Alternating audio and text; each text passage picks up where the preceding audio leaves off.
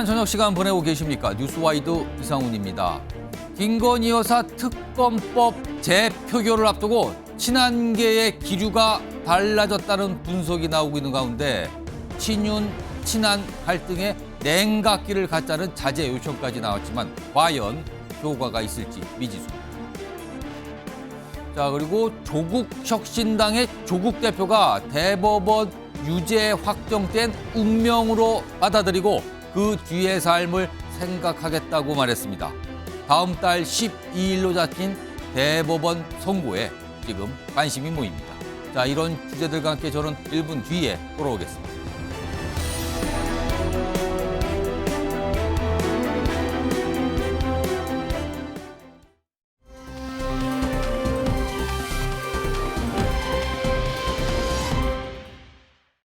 지금 민주당이 통과시키려고 하는 특검법은 민주당이 모든 걸 정하고 민주당 마음대로 하는 특검법입니다. 그런 특검법이 통과되고 시행돼서는 사법 질서가 흔들리게 될 것입니다. 뭐 미뤄진 것 자체가 뭐 달라진 건 없는 건 아닌가요? 289 관련해서는 혹시 그건 제가 지금 말씀드리지는 않겠습니다. 뭐 제가 그런 말을 했다고요? 뭐 제가 한 말은 아니네요. 여러 가지 생각들이 많으시네요. 제가 그 문제를 지금 이야기하지 않겠다 이렇게 말씀드렸죠. 반복된 질문 같습니다. 자, 시청자 여러분께서 지금 들어보셨죠? 한동훈 대표의 저 발언들, 최근 한 달여 사이에 김건희 여사 특검법과 관련돼서 묘하게 변화가 느껴지는 것 같기도 합니다. 이런 상황에서요, 오늘 여당과 관련해 민주당에서 묘한 얘기가 나왔습니다. 그 목소리 들어보시죠. 한동훈 대표하고 윤석열 대통령의 면담이 굉장히 이상한 형태로 끝난 뒤에 예. 그때도 친한계 의원들은 부글부글했었어요. 그래서 실제로 저한테 와서 협상도 좀 해라, 걸어와라. 우리가 나설 수는 없지 않냐. 이런 얘기들 했었어요. 정말요? 저 얘기입니다. 특검법과 관련해 민주당에 협상 좀 걸어와라. 우리가 얘기할 수는 없지 않는가? 자, 그 협상의 내용이 뭔지는 정확하지는 않습니다만 뭔가 민주당한테 요청을 하는 듯한 얘기가 윤석열 대통령과 한동훈 대표 면담이 끝난 뒤에 나왔다는 얘기예요. 자, 이와 관련해서요, 오늘 한동훈 대표 참 많은 현안이 있어서 질문을 받는데 이와 관련된 질문도 받았어요. 그리고 윤 대통령과 한동훈 대표가 만났던 지난달의 그 상황, 그 당시에 친한계 쪽에서 나온 설명도 좀 있었거든요. 들어보시죠.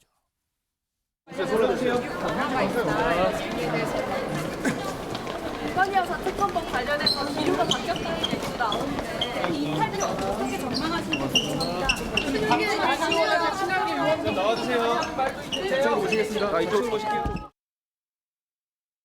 마치고 나와서 특별히 말씀 없었어요. 이거 제가 받아 정리하느라고 그런 거 여쭐 만한 시간이 없었습니다. 인적 쇄신에 대해서는 공감대가 있었던 건가요? 공감대 여부나 대통령실의 반응에 대해서는, 대통령 말씀에 대해서는 용산에 확인해 보시는 게 맞을 것 같아요. 얼굴 표정이나 모습이 좀 만족스러우신지 아니면 좀 그래도 좀 부담이 있는 얼굴이셨는지 알겠습니다. 해가 다 진 상황이라서 제가 대표 표정을 확인할 방법이 없었습니다. 자, 지금 벌써 한참 진행 중인 이 여당을 둘러싼 이 얘기. 자, 홍석준 전 국민의힘 의원 나와 계시고요. 네. 신현영 전 민주당 의원 자리하고 계십니다. 안녕하십니까? 안녕하십니까? 먼저 홍석준 전 의원님.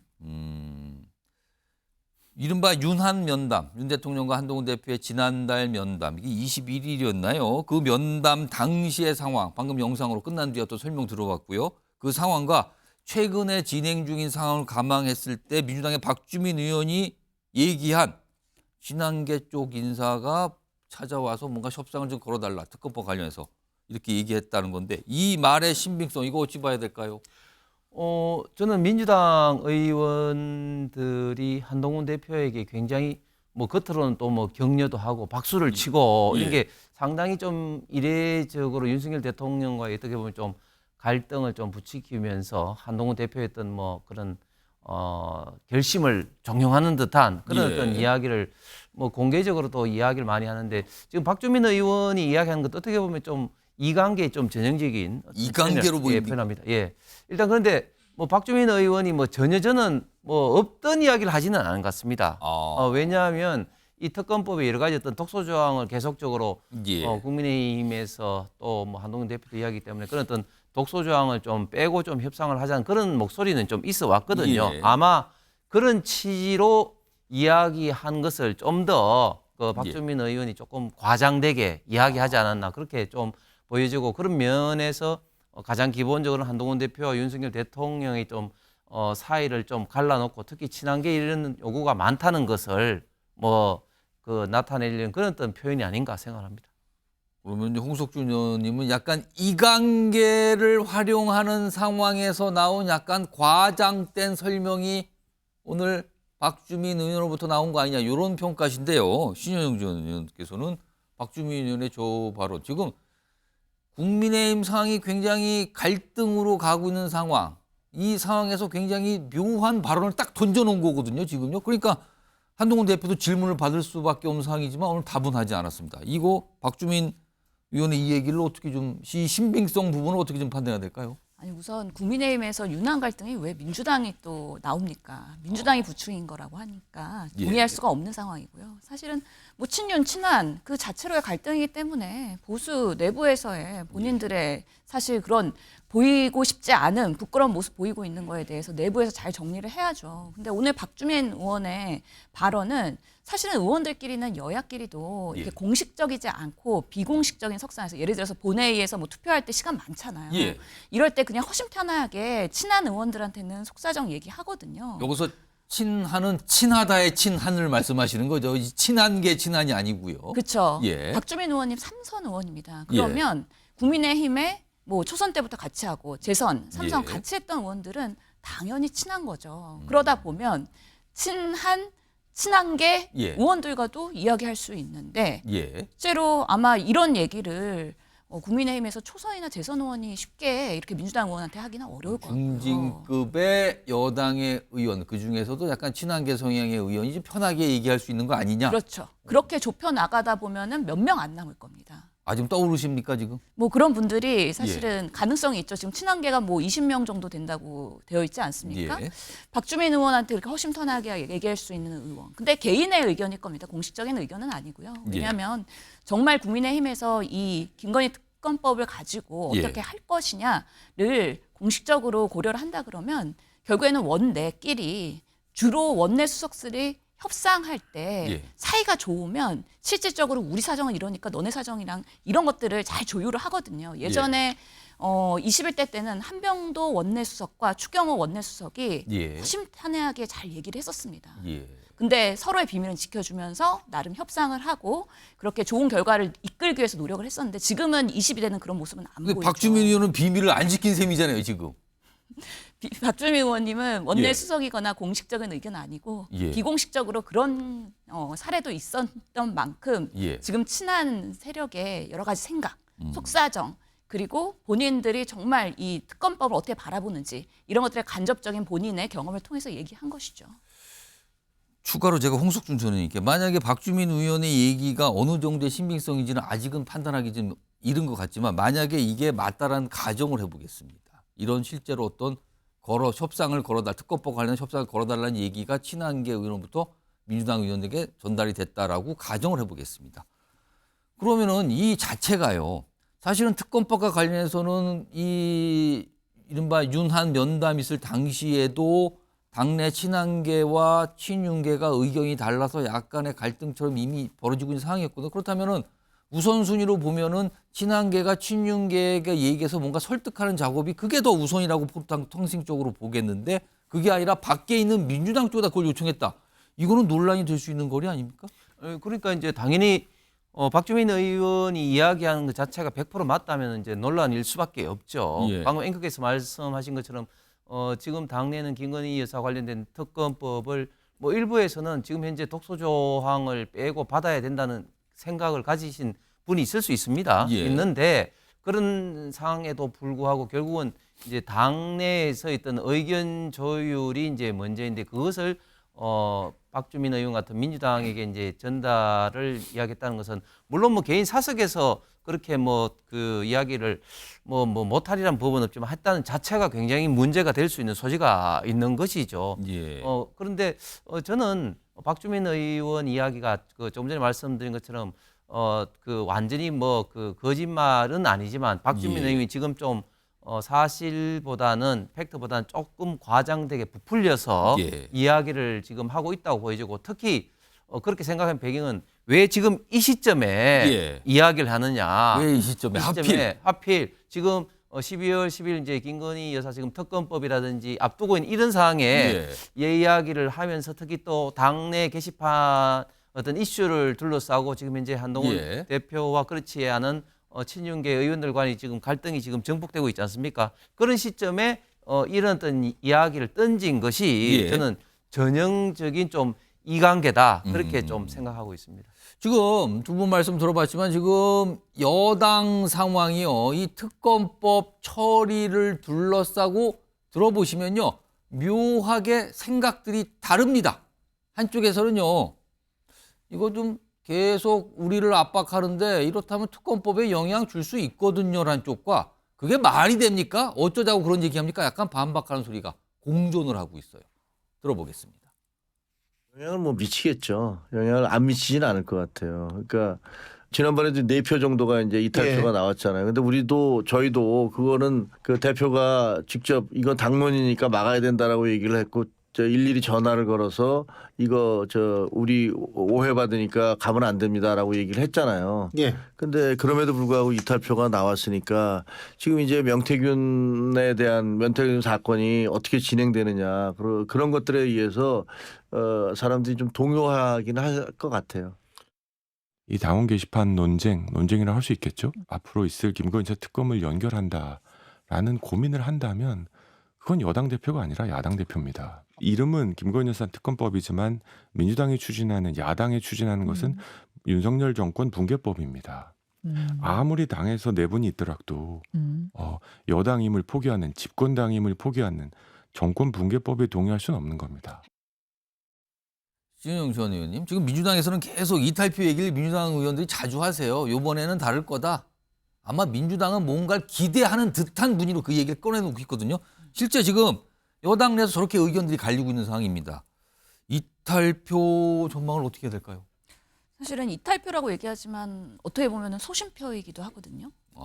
예, 그래서 지난번에도 당론이었음에도 불구하고 4명의 그런 소신표가 있었다. 근데 이번에 12월 10일 날 표결을 할 때 당론으로 될지도 지금 명확하지 않은 상황이고 또한 지금 친한계가 이렇게 수세에 몰리고 있는 상황에서 우리가 어떤 메시지를 이 표결을 통해서 보일 것이냐에 대한 고민이 되게 많을 거라고 생각합니다. 실제로 한동훈 당대표와 친한계 모임하면 분명히 이 김건희 특검법에 대해서 꼭 좀 더 다른 시각으로 봐야 되지 않느냐. 우리가 계속해서 반대만 하고 있을 수는 없지 않느냐라는 얘기 당연히 있을 것이고요. 그럴 때 분명히 이것을 한동훈 대표가 본인의 입장에서 이번에는 통과시킨다, 협상한다라고 대놓고 얘기는 못하더라도 이번에는 자유롭게 표결하는 방식으로 해서 의원들이 소신 있게 본인의 의견을 반영하는 방법을 한다 그러면 저는 이번에 많이 뭐 크게 달라지는 결과가 나오지는 않더라도 적어도 지난번에 4표의 소신표가 있었다 그러면 5표, 6표, 7표까지는 분명히 나올 수 있다. 최소한 지난번보다 늘어날 것 같다. 예. 그렇다고 생각을 합니다. 왜냐하면 지금 취재해보면은 국민의힘 내부에서도 김건희 여사의 이슈는 털고 가야 된다. 그래야 우리가 국정 지지도든 아니면 국민의힘의 지지도든 극복할 수 있다라는 얘기가 있고 지금 털지 않으면 나중에 정말 1년, 2년 후에 지선, 대선에서 또 이것이 불거져 나왔을 때 우리가 모두 다 몰살할 수 있다라는 리스크 분명히 있거든요. 이 부분에 있어서 어떻게 보면은 마지막 기회일 수 있다. 라는 생각을 한다면 당연히 이런 소신표들이 늘어날 수밖에 없다라고 생각합니다. 홍석준 전 의원님, 지금 이 상황과 관련해서요. 정치권, 특히 여당 일각, 여당 안팎에서 나오는 굉장히 좀 뭐랄까요. 험한, 거친 전망 중에 하나는요. 만약에 이탈표가 8표 이상이 나와서 김건희 여사 특검법이 재표결에서 통과가 되면 확정이 되는 거잖아요. 법으로서. 그럴 경우에는 지금 민주당에서 추진하고 있는 한동훈 대표 특검법 역시 통과될 가능성이 아주 짙다. 이런 전망이 나옵니다. 두 특검법이 다 통과돼서 처리가 될 거다라는 전망까지 나옵니다. 이걸 어떻게 봐야 됩니까?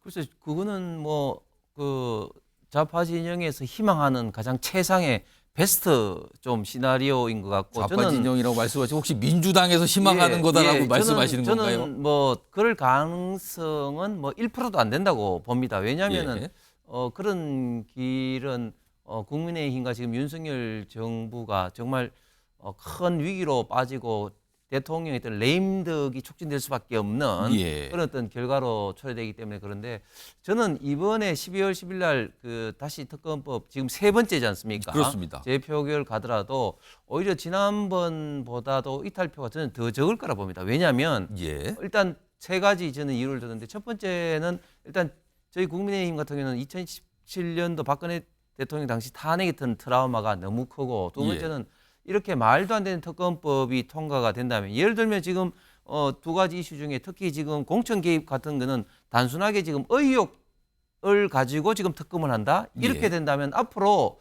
이런 어떤 특검이 통과된다면 민주당은 앞으로 모든 것을 이제 특검으로 지금 밀어붙일 가능성이 많을 겁니다. 마지막으로 세 번째는 지금 민주당은 이번에 또 상설 특검법도 지금 밀어붙이고 있지 않습니까?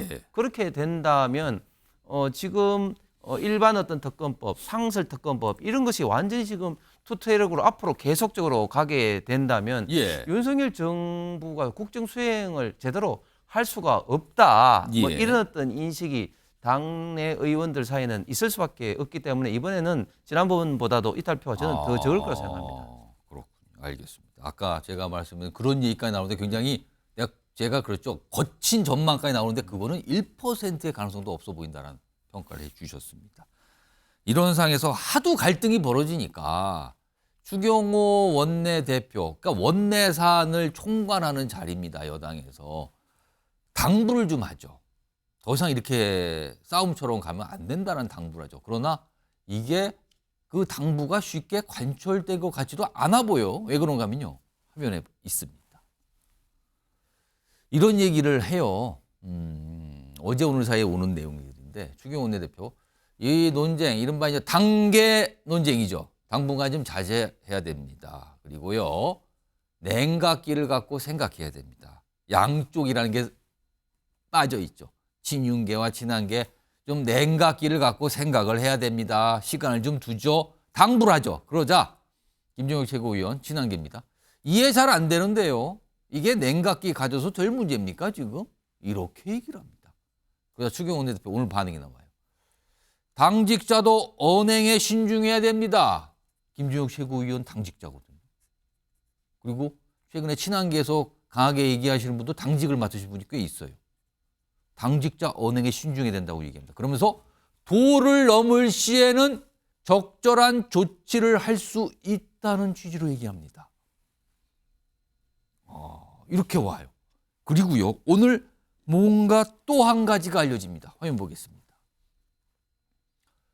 추경호 원내대표가 항의 메시지를 받았답니다. 이걸 보내신 분은 아마 약간 친윤 성향의 당 지지자로 보여요.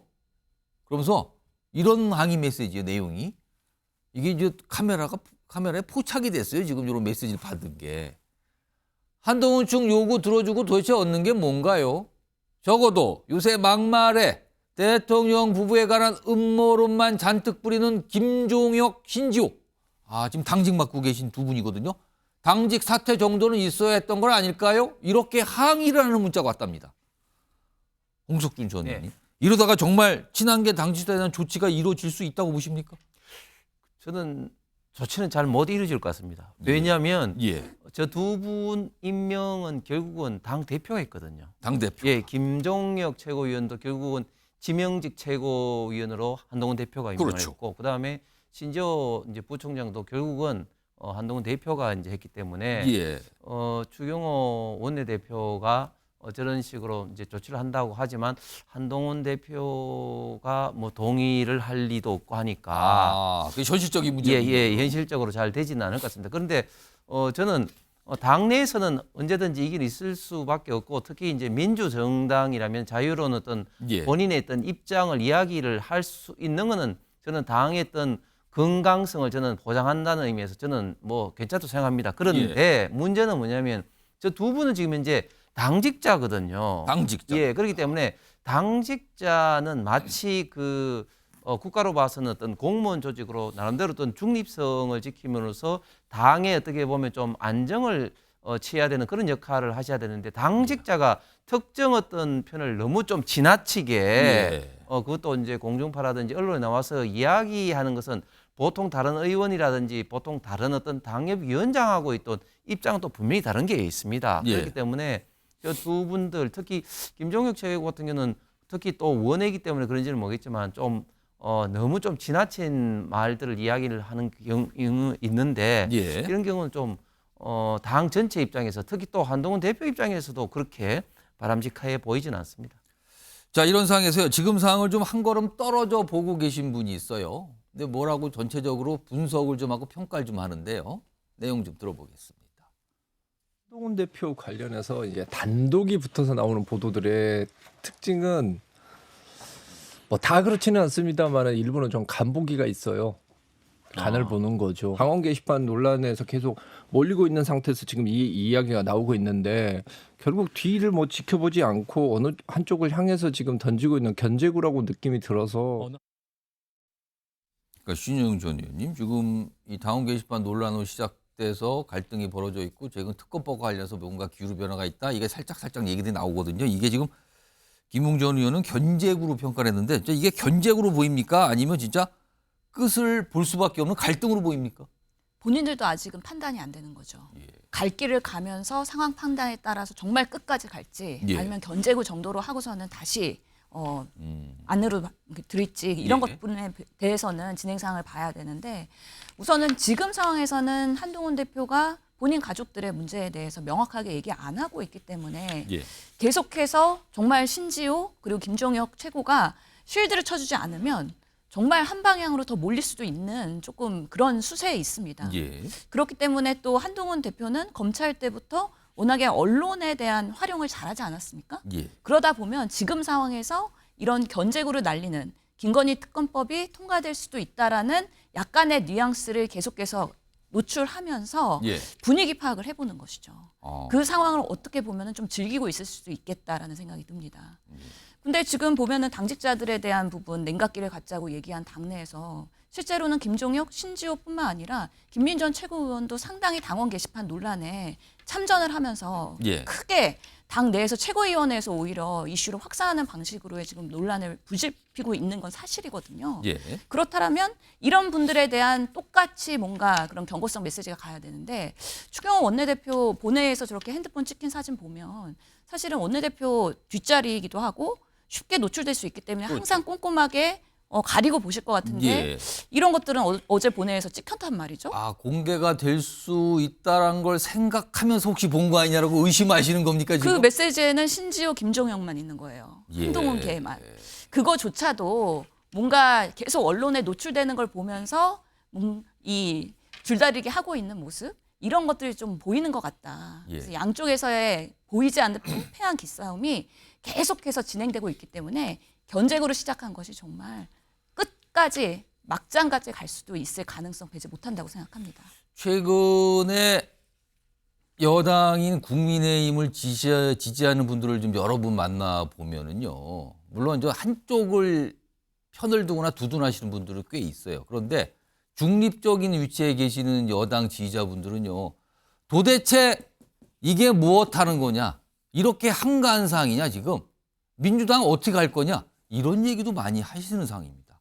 그러니까 보수 안에서도 여러 갈래 목소리들이 존재하는 것 같습니다. 지금요. 자, 이런 상황에서요. 다음 주제가 준비되어 있는데 뭔가 비교를 좀 하는 목소리가 있습니다. 이 내용은 키워드 보겠습니다. 이재명만 못한 한동훈 이게 무슨 말입니까 지금? 어떤 분이 또 이런 얘기를 하셨을까요? 이재명 대표보다 한동훈 대표가 못하다. 어떤 측면에서 못하다는 걸까요? 자, 누가 그 얘기를 했는지 목소리 좀 들어보겠습니다. 이 대표는 말이죠. 정치 이념의 면에서는 상대편으로부터 혹독한 비판을 받고 있습니다. 그러나 이분은 인간적 신의를 배반하자는 지금까지 긴 정치 역정에서 하지는 않았습니다. 정치도 기본은 인간관계입니다.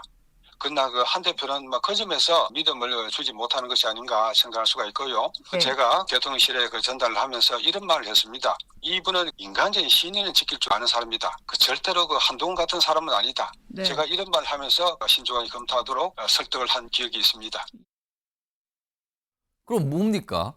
신이라는 측면에서 한동훈 대표는 이재명 대표만 못하다. 자, 심평 변호사는 보수 성향의 인물로 통하죠.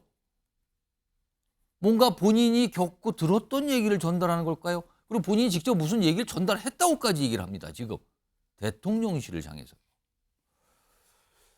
자, 이 얘기가 나오자 반응이 바로 나오죠. 보겠습니다. 배현진 의원은 이렇게 얘기합니다. 심평 변호사의 저 얘기에 대해서. 한동훈 대표가 정과 사범하고 같습니까? 이렇게 딱 얘기를 해요. 그다음에 친한계에서도 반응 나오죠.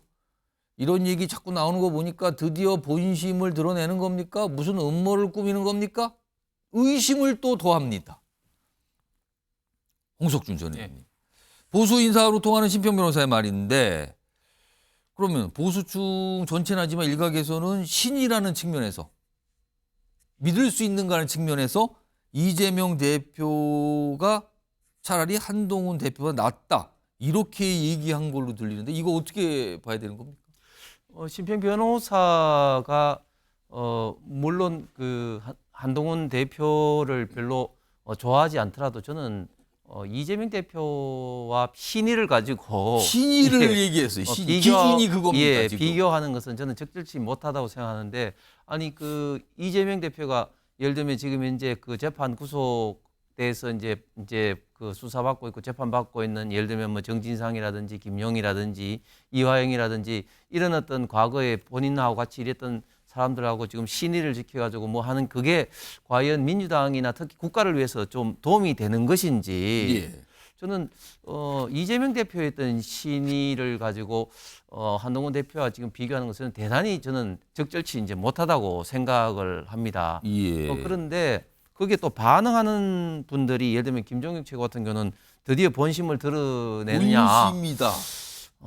이게 심평 변호사의 저런 말이 사실은 그런 큰 의미가 없는데 그걸 마치 또 용산과 무슨 어떤 뭐 커넥션이 있는 것처럼 그렇게 반응을 하는 것도 저는 적절치 못하다고 봅니다. 그래서 지금 이제 그 한동훈 대표 측에 있는 분들이 너무 지금 이제 민감하게 이제 반응을 하면서 지금 이제 당원 게시판 이슈만 가지고도 이거를 마치 이제 한동훈 대표의 어떤 진태로 좀 연결시키면서 결국 이제 한동훈 대표를 좀 끌어내리기 위한 어떤 용산의 어떤 어떻게 보면 작전 아니냐 이렇게 생각하시는 분들이 많은 것 같아요. 제가 볼 때는 전혀 그런 게 아니라 우파 어떤 보수 유튜브에 어떤 그런 이런 방송에서 시작된 이런 어떤 걸 가지고 자꾸 한동훈 대표와 연계를 시키면서 여기 용산까지 끌어들이는 이런 좀 태도도 저는 지양돼야 된다고 봅니다.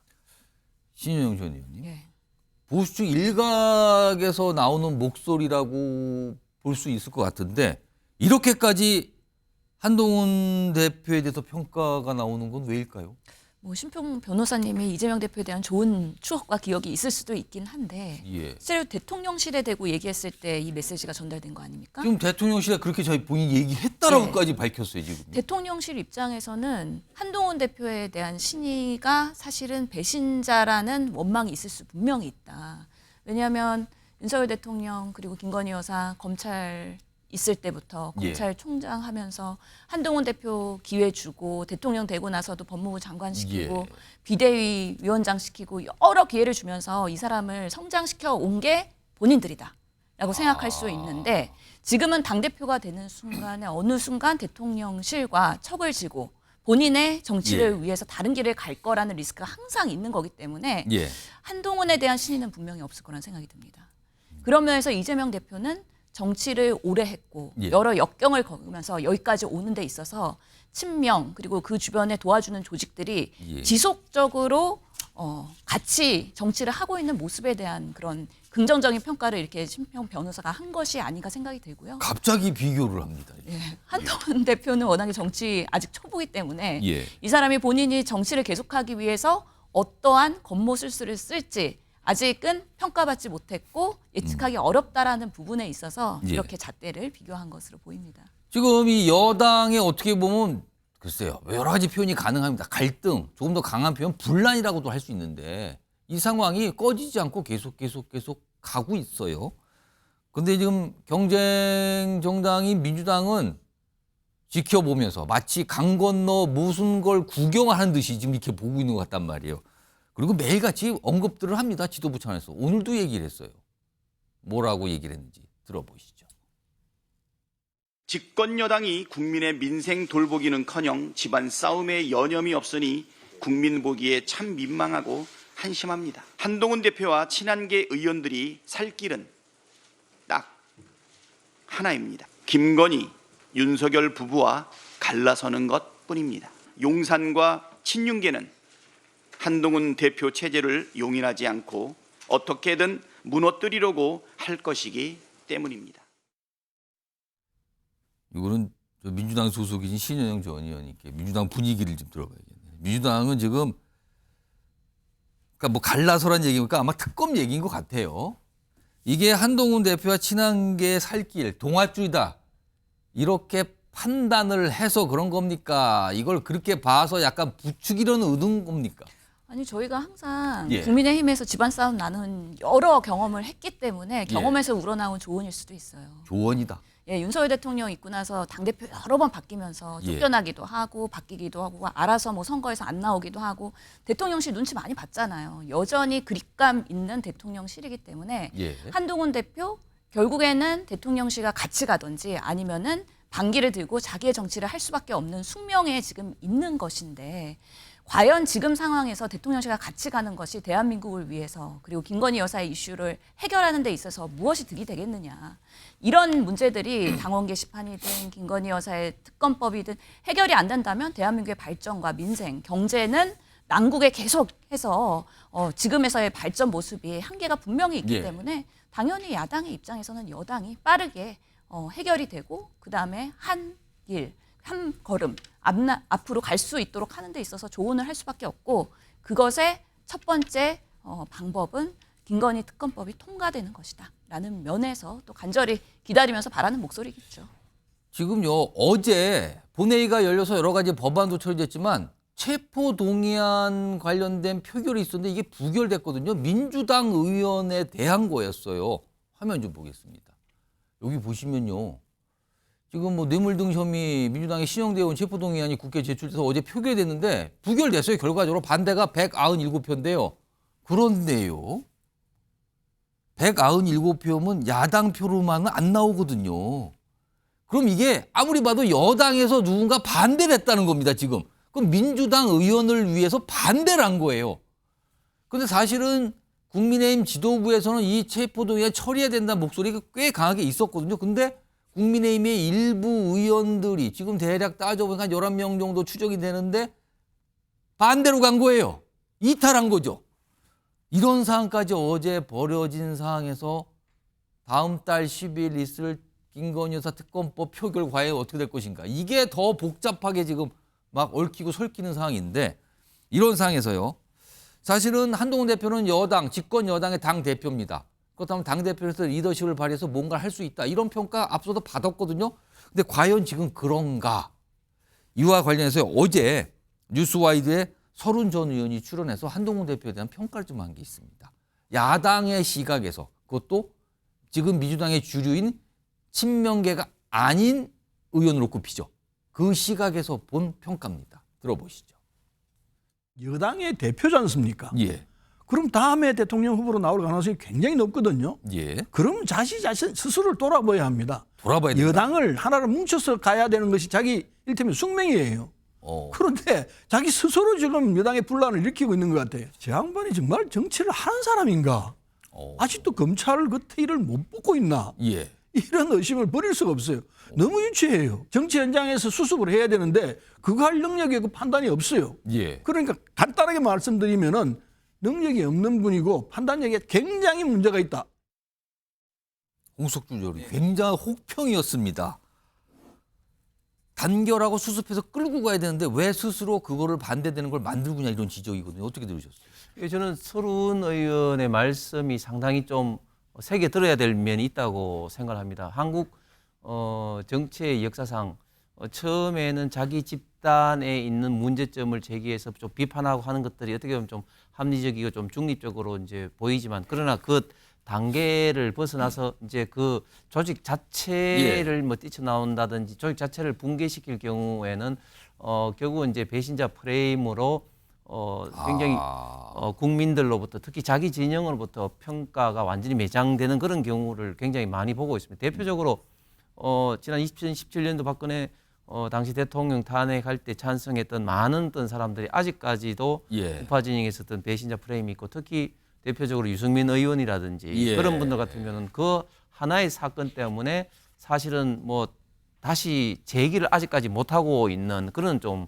상황 아니겠습니까? 한동훈 대표가 지금 이제 그 당원 게시판 이슈를 가지고 지금 이제 여러 가지 지금 공격을 받고 있는 그 배경도 결국은 지금 현재 그 국민의힘 지지자들 상당수에서는 대통령에는 그렇게 공격을 많이 한 한동훈 대표가 왜 본인 했던 공격에는 이렇게 뭐 썼다 안 썼다 이런 이야기를 제대로 밝히지 못하느냐 이런 어떤 이야기가 있는 것 같고 저는 한동훈 대표가 그 당 대표가 되면서 너무 윤석열 대통령과의 좀 차별화에만 이렇게 신경을 쓴 결과 윤석열 대통령 특히 김건희 여사에 대한 어떤 그 비판과 그리고 거기에 대한 어떤 그 공격이 지금 이제 너무 일찍 지금 부메랑으로 지금 돌아오고 있다. 그런 면에서 서른 의원의 저 비판점은 상당히 좀 새겨들어야 될 면이 있다고 생각합니다. 신영 전 의원님은 서른 전 의원의 저 혹평이죠. 어떻게 들으셨어요? 원래 서른 의원님 쓴소리 되게 잘하시거든요. 예. 그런데 한동훈 대표가 능력이 없다. 그리고 판단력에 문제가 많다. 예. 거기다가 추가하고 싶으면 말을 너무 많이 하고 불필요한 그런 논란을 일으킨다. 그런 것들을 자제하면서 정말 여당의 당대표로서 중심 잡고 가야 된다 생각하고요. 저는 신영대 의원 어제 체포 영장에서 11명의 그런 예상 외의 표가 나온 것은 그러니까 이게 국민의 입장에서 이탈표라고 할 수 있어요. 예. 실제로 신영대 의원이 국민의힘 의원들이 봤을 때도 동료 의원으로서 괜찮은 의원이다라는 공감대가 있었고 그리고 검찰이 무리하게 기소하는 거 아니냐라는 거에 대해서 보수 쪽에서도 문제의식을 가지면서 나도 언젠가 그런 걸 당할 수 있다는 생각도 있지만 실제로는 김건희 특검법도 정말 진정성 있게 민주당이 다가간다면 같은 방식으로 국민의힘 의원들도 이 정도는 해야지라고 하는 소신표가 분명히 저는 나올 수 있다라는 중요한 단초가 되는 그런 사안이라고 생각이 듭니다. 어제 많은 분들이 홍석준 전 의원님. 저게 참 저는 좀 국회에 좀 부끄러운 어떤 모습인데 사실 국회의원들은 또 저런 어떤 체포동의안하면은 또 자기도 당할 수 있다는 것 때문에 조금 감싸는 그런 어떤 경향이 참 있습니다. 의식일까요? 예, 그렇죠. 그런데 우리가 21대 때 처음으로 체포동의안이 이제 국회 통보돼가지고 통과시킨 사람이 그 이상직 의원이었습니다. 그때는 민주당도 그 체포동의안을 상당수의 의원들이 통과를 시켰거든요. 이거는 우리 국회의원들이 스스로 특권을 내려놓는 그런 좀 그 자세가 필요한데 이번에는 21대와는 다르게 1호 체포 동의안을 좀 부결시킨 것은 오히려 더 특권에 좀 안주하려는 저는 굉장히 좀 안 좋은 모습이라고 보여집니다. 이상직 의원과 사안이 다르다고 생각했던 거죠. 알겠습니다. 두 분이 다른 평가를 해주셨어요. 여기서는 향후에 있을 특검법 표결과 관련해서 이건 심상치 않다. 이거는 동료의식 너무 세게 발휘한 거 아니냐? 약간 이런 평가셨습니다. 알겠습니다. 자, 다음 이슈로 넘어가겠는데요. 먼저 영상이 준비되는데 어제 국회에서 좀 있었던 어떤 모습이었습니다. 확인해 보겠습니다. 대통령은 휴가 기간 중에 골프 친 것을 안보 휴가였다고 거짓말을 대통령실이 버젓이하고 또 대통령 순방 중에 국회에서 예산을 던져놓고 불출석하고 이게 누가 나라를 운영합니까? 누가 책임집니까 도대체? 장병들 중에 가장 고생하는 게 누구냐? 부사관들하고 영관급 실무자다. 그래서 영관급 실무자하고 부사관들하고 같이 라운딩을 하셨습니다. 참석했던 부사관 한 분이 마치 자기는 로또 당첨된 것 같은 기분으로 했다. 눈물이 걸성이었어요. 이게 지금 비난받을 일입니까? 통수권자로서 장병들에게 함께 라운딩을 하시고 함께 격려 식사하시고 이런 대통령이 어디 계셨습니까? 충성심을 고백하는 그런 자리가 아닙니다. 충성심을 말씀드리는 게 아니고 팩트를 말씀드리는 겁니다. 자, 이 골프 논란 계속 야당도 문제 제기하고 이렇게 반박하고 뭐 저런 모습에서 어제 또 설전처럼 비춰졌습니다. 이런 모습이 있었다는 걸 전해드리고요. 지금 정치권에서 계속 끊임없이 그리고 민주당에서 계속 뭔가 녹취를 공개하고 있죠. 계속해서 이거를 뭐 민주당 쪽에서는 꾸준히 뭔가 분석해서 계속 공개하고 있다. 여당에서는 지금 뭐 살라미 방식입니까? 이렇게 계속 나눠서 공개하게 뭐 이렇게 또 평가가 달라요. 어제 공개된 녹취록 내용 일단 먼저 들어보겠습니다. 조은이는 원래 거기 들어가지도 못해요. 내가 그 작업한다고 작업도 해줬지. 그러고 페널티 20% 될 거를 5%밖에 안 들었잖아. 왜 그러냐면 안 줄락 한 거야. 끝까지 조은이는 안 줘야 되겠다. 개표하자마자 울면서 나왔다니까. 그 다음날 제가 맨날 100번도 옥옥 더 얻고 다닌다 했는데 항상 조은이 어떡하잖아. 시의원 공천 2개 있는데 서초갑에 내보고 2개 중에 1개 선생님 드리겠습니다. 자, 이것도 2002년 6월 재보궐선거 얘기잖아요. 뭐 조은희 의원 얘기가 나왔는데 이런 얘기가 공개됐죠. 또 반박도 나옵니다. 화면 보겠습니다. 조은희 의원의 반박인데요. 민주당에서 제기한 이 의혹, 이 녹취에 담긴 내용 이거 전혀 사실 아니다. 명태균 씨가 허위 과장 이거를 또 한 거다. 본인의 영향력 지인들에게 과시하려는 것뿐이다. 이렇게 반박했는데 최경철 매일신문 편집위원 나와 계시고요. 소영주 맥 정치사회연구소장 자리하고 계십니다. 안녕하십니까? 안녕하세요. 최경철 위원님. 네. 이거 정치인, 그러니까 명태균 씨가 워낙 많은 정치인을 거론하는데 이거 비슷한 패턴 아닙니까? 계속 지금 이게? 그렇습니다. 뭐 경선 과정에 명태균 씨가 개입해서 여론조사를 해주고 실제로 공천에 이르게끔 영향력을 미쳤다. 예. 이것이 뭐 일정한 패턴인 것 같아요. 그러니까 이 사람 했다가 저 사람 했다가 오늘은 뭐 어제네요. 예. 며칠 전이네요. 조은희 의원까지 왔습니다. 이렇게까지 나왔습니다. 예, 조은희 의원. 뭐 저는 조은희 의원을 뭐 개인적으로 잘 압니다만은 조은희 의원이 재선 서초구청장 출신이죠. 예. 그래서 워낙 인지도가 높고 예. 그리고 2020년에 서초구청장 될 때는 그때 문재인 돌풍으로 인해서 서울 시내 구청장 24명이 민주당이 되고 1명만 국민의힘만 됐었죠. 유일하게 됐죠. 그렇습니다. 그만큼 지역에 대한 장악력이 뛰어나고 이분이 희한한 게 휴대전화를 모든 국민들에게 다 공개를 하더라고요. 번호를요. 예, 그래서 엄청나게 주민들을 많이 알고 그래서 지역구 장악력이 굉장히 좋기 때문에 명태균 씨가 이 경선에 개입할 정황은 매우 낮다. 실제로 개입했다고 한들 영향력은 아주 미미했을 것이다. 여론조사를 해본들 그게 뭐 조은희 의원의 대세론에 큰 지장은 없었을 것이다. 당시 경선을 했을 때 쟁쟁한 사람들하고 붙었습니다만은 그 일반 여론조사 50%, 당원 50%를 했기 때문에 당원에서 조은희 의원은 압도적으로 올라갈 수밖에 없었다. 재선 서초구청장한테 어떤 사람이 와도 당원에서 이기기가 힘들다. 그러니까 명태균이 영향력을 행사했을 가능성은 매우 적고 그리고 시의원 공천을 약속했다는데 그 이후에 지방선거에서 2명의 시의원이 배출했을 때 명태균이 했던 사람은 됐다는 얘기가 지금 없지 않습니까? 그렇기 때문에 명태균이 조은희 의원이 2022년 대선 때 같이 그때 재보궐선거가 치러졌었죠. 그때 경선에 개입을 해서 조은희 의원에게 어떤 인센티브를 줬을 가능성은 거의 없다. 그렇기 때문에 명태균의 또 다른 허풍의 하나다. 이렇게 정리할 수 있을 것 같습니다. 소영주 수장께서는 어떻게 보셨어요? 이제 민주당에서 이제 공개한 내용. 민주당이 이런 비슷한 녹취 계속 공개를 하고 있어요. 지금 민주당이 만들어낸 게 아니라 명태균 씨의 육성이죠. 예. 그러니까 명태균 씨의 이 녹취들을 입수를 해서 거기에 대해서 문제가 될 만한 것들을 공개하기 때문에 조은희 의원은 민주당이 의혹을 제기한 게 아니라 명태균 씨가 정확하게면 명태균 씨가 한 얘기를 민주당이 이제 분석해서 그 녹취를 공개한 거죠. 그러니까 이제 그 부분이라서 명태균 씨의 말을 부정하는 게 먼저일 것 같고요. 근데 명태균 씨의 메시지들을 보면 허풍이라고 하기는 너무 구체적이고 그 허풍이 실제적으로 실행되는 단계까지 갔다. 명태균 씨가 어떻게 시작됐죠? 김영선 전 의원에 대한 재보궐의 공천 과정에서 대통령 육성까지 들어가면서 대통령이 김영선이 좀 줘라. 말이 많다. 한 육성이 들려졌잖아요. 예. 거기에 김건희 여사의 카톡 등 결국에는 그 일로 촉발된 사안에서 수사 과정에서 지금 명태균 씨의 많은 이 녹취들이 국민의힘 당시의 경선 과정, 재벌 경선 과정에서 내가 예, 이런 일을 했다라고 하는데 저는 조은희 의원 같은 경우도 사실적으로는 이게 녹록지는 않은 것 같아요. 그냥 부인해서 넘어갈 문제는 아니고 예. 첫 번째 당시에 서초구청장이 중도에 그만두고 나온다는 것은 페널티가 있거든요. 예. 그 페널티 문제였고 상대 후보들이 만만치 않은 사람들이 있었어요. 예. 당시에 그 윤희수 군이 사퇴하면서 그 자리를 전희경 전 의원이 당협위원장을 맡았었고요. 예. 그 다음에 이제 정미경 최고위원도 도전하던 차원에서 만만치 않은 사안이었어요.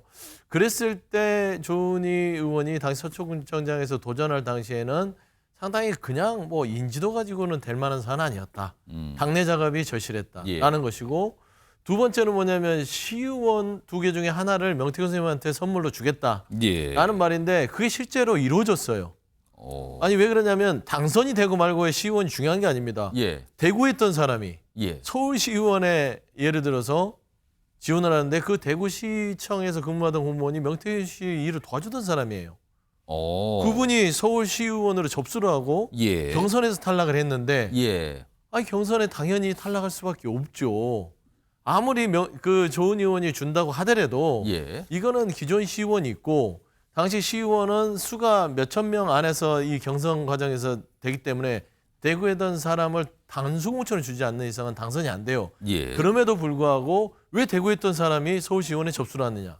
이런 부분들은 명태균 씨의 말을 허풍으로 치부 그냥 하기에는 개연성들이 높다. 일단은 수사를 받아보면 사실관계 확인될 것 같습니다. 지금까지 비슷한 패턴의 논란거리 하나가 더해진 셈이 됐고요. 인물이 하나 더 추가되면서요. 이런 상황에서 그동안 명태균 씨가 이준석 의원에서 언급하는 게 꽤 있었는데 최근에 또다시 이준석 의원이 등장하는 어떤 통화 녹취가 또다시 공개가 하나 됐습니다. 내용 좀 들어보겠습니다. 우창은 전략공천 지역이고 어제 준석이한테 사정사정해가 전략공천 받았어. 그리고 이기는 여론조사가 몇 개 던져달래. 그러면 그 사무총장 던져가지고 끝내주겠대. 그러면은 이게 김용선 전 의원 관련된 내용인데 지금 뭐 준석이 뭐 이런 내용이잖아요. 이준석 이렇게 나오고요. 하나 더 보겠습니다. 이런 내용도 또 공개가 하나 된 게 있습니다. 이게 2020년 4월로 지금 보이는 그 상황인데 이게 보도 쪽에서 나왔어요. 앞에 보면 이렇게 돼 있어요. 준석이한테, 그러니까 이준석 의원이죠. 김영선이 그래도 네가 지키라 하니 준석이가 알았다 하는데 뭐 공표조사 하나 달래? 안 해. 강혜경 씨.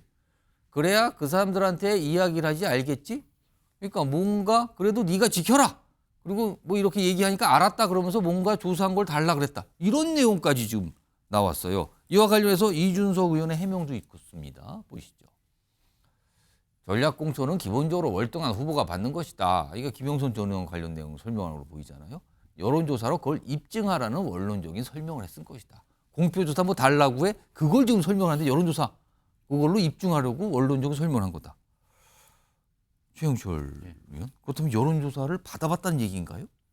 그건 뭐 검찰 수사에서 정확하게 밝혀지겠지만 어쨌든 지금 흘러가고 있는 것은 이준석 당시 2022년 6월 달 김영선 의원이 보궐선거에서 될 때 당대표가 이준석 당시 대표였지 않습니까? 그렇기 때문에 그 과정에서 김영선 의원이 공천을 받는데 이준석 의원이 어떤 명태균의 청탁을 받고 영향력을 행사하였지 않느냐 이런 의심이 지금 나오고 있는 것이죠.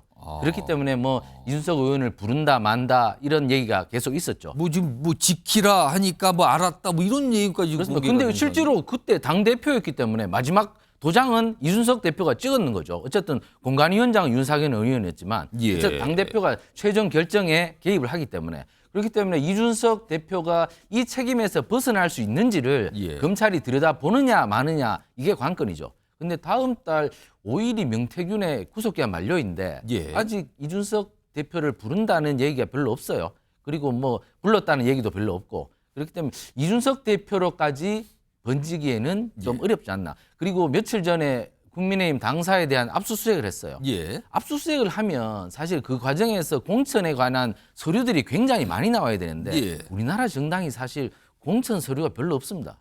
뭐 다 이렇게 파기한다면 그렇습니다. 파기도 하고 사실 공천 과정에서 서류를 꼼꼼하게 만들지 않기 때문에 예. 그런 서류가 별로 없을 거기 때문에 이준석 대표에게까지 불똥이 튈 가능성은 낮다. 그렇기 때문에 이준석 대표에 대한 여러 가지 설이 나오고 있지만 그 정도까지 수사가 번지진 않을 것 같고 어쨌든 김영선 의원에게 7,600만 원 받은 것은 명확하고 정치자금법 위반이 확실하니 명태균 씨. 그렇습니다. 예. 명태균 씨가 그 부분에 대해서 검찰이 공소장을 꼼꼼하게 작성해서 뭐 공소유지에 변함이 없도록 해서 아마 그 부분만 기소해서 아마 재판에 넘기지 않을까. 뭐 저는 이렇게 봅니다. 소영주 네. 교수님. 지금 뭐 이게 수사가 어떻게 되는지 이준석 의원이 뭐 수사 대상이 되는 건지 뭐 그건 뭐 아직 모르겠어요. 지금 네네. 어떤 기다려봐야 되는 건데 여기서 궁금한 건 과연 명태균 씨와 이준석 의원은 과연 무슨 관계였던가 이거 다시 또 궁금해집니다. 그러니까 이준석 의원과 당시 대표였겠죠. 의원과 명태균 씨는 모르는 사이는 아니었어요. 뭐 알고 있었다고 그러고 명태균 사장에 대해서 이준석 의원이 그렇게 나쁘게 평가한 적은 못 들었어요. 사장이라는 표현을 쓰죠. 예, 계속 사장이라고 쓰잖아요. 예. 존중하는 사이인 것 같습니다. 예. 그리고 이준석 의원이 대표가 되는 과정에도 명태균 씨가 없다고 부인한 적도 없고요. 예. 그러니까 지금 현재 이준석 의원이 지금 참고인 신분이거든요. 예. 근데 지금 현재 수사들을 보면 검찰이 안 부르는 건 참고인이라서 그래요. 피고인으로 전환될 만한 법적 책임을 물 일이 없죠. 예. 예를 들어서 지금 명태균 씨가 이준석 당시 대표에게 뭐 김영선 전 의원을 부탁을 했어요. 좀 지켜달라. 그 정도는 당대표하고 명태균 씨하고 관계에서 얘기를 하는 거예요. 물론 정치적으로는 부적절하죠. 예. 당대표가 공관위가 시스템이 있는데 거기에 개입한다는 거는 부적절하나 당에서 당대표가 공천에 개입하는 거를 법적으로 처벌할 규정이 없습니다. 돈을 받는다거나 그런 거 외에는요. 예. 의견을 개진하는 거는 가능해요. 예. 다만 뭐가 불법이냐. 대통령이나 당선인이 정당 공천에 개입하는 건 불법이에요. 그러니까 이준석 의원을 지금 우리가 주목하고 있으나 예. 법적으로 아니 당연히 당대표가 공천하는 거예요. 예. 근데 대통령이나 대통령 배우자는 공천에 개입하면 안 돼요. 이 축에서 생각하면 이준석 의원의 부분들은 예. 우리가 주목하더라도 정치적으로 굉장히 부적절한 부분이 드러날 것을 이준석 의원은 우려하고 있기 때문에 나한테까지 계속 화살을 하면 그래서 지금 검찰 앞서서 계속 대통령이 여러 가지 인물에 대해서 추천했었다. 라는 얘기를 하잖아요. 그래서 저는 명태균 씨에 대한 얘기들은 사실일 공산이 크나 이준석 의원이 대응하는 대로 이거는 아는 사람이 명태균 씨가 나한테 이런 부탁을 하길래 그러면은 그걸 입증만에 여론조사를 줘봐라. 그러면 검토 정도는 하게끔 내가 하겠다. 라는 수준이라서 저는 이준석 의원의 어떤 피의자 전환 저 정도 가지고는 되기는 쉽지 않을 것 같다. 저는 지금 이번 명태균 씨의 가장 큰 유타는 오세훈 서울시장이기 때문에 그 부분과 이준석 당시 대표와의 어떤 연관관계가 이준석 의원에게 가장 큰 지금 산일 것이다. 저는 그렇게 봅니다. 검찰 쪽에서 아직 뭐 앞서서요 한 열흘 정도 전인가요? 뭐 이준석 의원이 조사 대상이 될 수 있다 이런 얘기가 나왔는데 그 위에 별 달라진 상황이 없이 그냥 쭉 시간이 흘러갔습니다. 이런 상황입니다. 자, 다음 주제로 넘어가 보겠는데요. 역시 키워드가 좀 준비되어 있습니다. 조국의 운명. 키워드가 딱 명확하네요. 조국 혁신당의 조국 대표. 다음 달 12일, 12월 12일 대법원의 판결이 이루어지는 날입니다. 2심까지 갔죠? 입시 비리 등 혐의에 대해서 지금 징역형이 2년형이죠. 선고된 사항이었었는데 2심까지요. 이게 대법원에서 최종 판단하는 거예요. 자, 이것과 관련해서 조국 대표가 본인의 운명에 대해서 얘기합니다. 오늘요. 그리고 뭔가가 끝난 뒤의 삶에 대해서도 얘기를 해요. 들어보겠습니다. 하급심과는 달리 대법원이라면, 대법관이시라면 대한민국 형사법에 기본 원칙이 있는데 엄격한 증명의 원칙, 피고인에게 불리한 유추 해석의 금지의 원칙을 지키실 것이라고 저는 믿고 있고요. 뭐 그 결과는 제가 이제 감수를 할 것이고 이미 결론은 사실 나 있을 것입니다. 이미 그런 대위 준비는 이미 하고 있습니다. 어떡하겠어요. 그걸 저희 운명으로 받아들이고 그걸 다 치르고 난 뒤에 삶을 또 생각해야죠. 자, 최영주 소장님. 본인이 유죄가 되고 수용 생활을 하잖아요. 유죄가 되면. 그리고 그걸 마친 뒤에 그 뒤에 삶에 대해서 또 생각을 한다. 어떤 삶을 말하는 걸까요? 혹시 뭐 정치 활동을 생각하는 걸까요? 뭐 그런 욕심이 아직도 있는 것 같습니다. 계속 이렇게 만약에 대법원에 12월 10일 유죄가 확정되면 이제 수용이 돼요. 2년 동안에. 그렇습니다. 2년 동안 이제 이른바 이제 교도소를 가야 되는 거예요. 감옥을. 네. 그게 형이 끝난 뒤에 무슨 5년에 그걸 또 말한 자격 걸까요? 정지가 피선거권이 박탈되죠. 5년에서 이제 5년 동안 5년에다가 선거에 또 2년 플러스 7년 동안 이제 출마가 안 되죠. 그렇습니다. 아무것도 할 수 없는데 그러나 뭐 요즘 뭐 트럼프도 뭐 80 가까이 돼서 다시 나오는 판에 예. 뭐 그런 뭐 정치적 미래를 아직도 꿈꾸는 것 같습니다. 그리고 여전히 조국 지금 대표께서는 나는 억울하다. 나는 너무 억울해. 이거 지금 뭐 그 남들 다 이렇게 하는데 입시를 왜 나만 갖고 이래. 그리고 뭐 다른 죄도 뭐 사실 뭐 굉장히 가벼운 사안인데 먼지 털듯이 이렇게 털어서 안 털릴 사람 어디 있어. 이런 식으로 계속 얘기를 하고 있는 거죠. 그런 시각을 계속 갖고 있는 건가요? 그렇습니다. 오늘 뭐 페이스북에 올린 것도 윤석열 대통령이 자신에 대해서 사감을 갖고 당시 검찰총장 재직 시 수사를 하였다. 이렇게 계속 주장하고 있는 거지 않습니까? 그렇기 때문에 내가 억울하니까 내가 이 모든 시련을 다 겪고 나서는 또 다른 정치적 재기를 한번 노려보고 싶어. 그런 뉘앙스도 만드는 것이고 그리고 사법부에 대해서 내가 너무 억울해. 정말 윤석열 총장의 편파 수사 그리고 염소머리 토끼머리 수사 이것 때문에 내가 희생을 당했기 때문에 이것을 제발 마지막 대법원의 심리에서 바로잡아달라는 그런 심리적인 호소, 동정심을 불러일으키는 여론에 대한 호소 뭐 이런 것을 중첩적으로 오늘 여러 가지로 얘기하고 있습니다만은 저 12월 12일 사법부가 정의의 판단을 제대로 할 것 같기 때문에 조국 대표는 상당히 어려운 지경에 처해서 아마 정치적 생명은 이제 재기가 불가능한 것이 아닌가 이렇게 저는 뭐 판단을 하고 있습니다. 조국 대표 그리고 조국 혁신당과 관련해서 설명을 하신 분도 있습니다. 들어보겠습니다. 그 전에 당을 창당할 때 제가 인재영입 1호로 이렇게 들어가고 할 때 그런 얘기를 나눴어요. 만약 2년 실형이 나온다면 가서 감옥에서 스쿼트하고 팔굽혀펴기 하고 윗몸 일으키기 하고 몸을 건강히 해서 다시 나와서 정치를 할 거다. 나는 최소한 10년 이상 정치할 작정으로 당을 만들었지 단순히 선거에서 이번 선거에서 뭘 한번 해보자라고 하는 식으로 할 생각이 없다라고 말씀을 하셨어요. 최영주 소장. 네. 만약에 형이 확정돼서 수감이 되잖아요. 그럼 뭐 스쿼트 하고 운동해서 체력도 키우고 그리고 끝난 뒤에 정치한다. 지금 정치한다라고 얘기를 아주 명확하게 얘기했어요. 장화 10년 이상 보고 내가 하는 거지 당장 뭐 수감되고 이건 거 안 따진다. 끝나고 나서 그렇다면은 수감 2년 만약에 대법원 확정 판결이 났다고 가정을 하면 수감 2년 그리고 5년 동안 정치적 선거 출마는 어렵지만 그래도 뭐 활동을 할 수 있습니다만 지금 계속 정치 활동하겠다 이런 의지를 갖고 있다 이렇게 지금 설명이 나오는 거네요. 그렇죠. 그러니까 조국 대표 같은 경우는 본인의 사법의 여러 가지 난관, 가족들이 거의 조리달림 당하듯이 거의 풍비박산 났죠. 뭐 딸부터 시작해서 부인까지 해서 본인도 마찬가지고요. 어떤 여러 가지의 그 시간 속에서 좀 단단해지지 않느냐 싶어요. 내려놓고 사법부의 판결에 대해서 다소 억울한 면이 없지 않겠습니까? 그럼에도 불구하고 그걸 따져서 무엇 하겠냐. 현실은 현실로 받아들이고 앞으로 내가 어떤 길을 가는 게 맞겠느냐 많은 고민한 거 가지고 결국에는 조국혁신당을 창당해서 뭐 자금은 작다고 할 수 있지만 12석의 의석을 가진 당을 창당했지 않습니까? 그러면 저는 나름대로 본인이 결단한 길에서 성공했다. 그렇게 보입니다. 그래서 일단은 수감 생활은 말씀대로 수감 생활이고 나와서 향후에 2년 후 그다음에 5년까지 했을 때 7년 뒤의 모습은 그때 가서 또 삶을 그릴 것인데 조국 대표는 정치라는 어떤 그런 목표를 본인의 마지막 삶의 여정에서 목표로 세운 것 같습니다. 그래서 일단은 저는 그 사법부의 판단을 그리고 이 국법을 거스릴 수 없기 때문에 저는 다 내려놓고 간다고 지금 다짐한 것 같은데요.